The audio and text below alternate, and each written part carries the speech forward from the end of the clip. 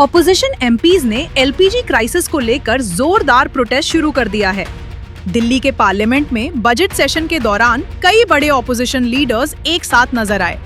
MPs ने empty cylinders, empty promises के banner के साथ सरकार के खिलाफ नारेबाजी की और एलपीजी की कमी पर गंभीर सवाल उठाए।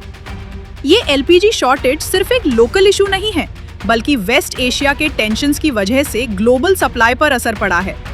सरकार ने डोमेस्टिक गैस को प्रायोरिटाइज करने का फैसला किया है, लेकिन ऑपोजिशन का कहना है कि आवाम को अभी भी मुश्किलात का सामना करना पड़ रहा है। इसी दौरान गुलबर्गा के अलन टाउन में सोना गैस एजेंसी के बाहर तकरीबन 1 किलोमीटर लंबी क्यू लगी।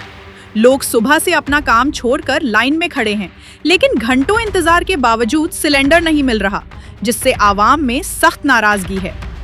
इस बीच ministry of petroleum and natural gas ने भी साफ कहा है, पैनिक बुकिंग से बचें, एलपीजी की सप्लाई काफी है और डिमांड को पूरा किया जा सकता है। अथॉरिटीज से भी अपील है कि सिचुएशन को तुरंत कंट्रोल करें। अरे मोदी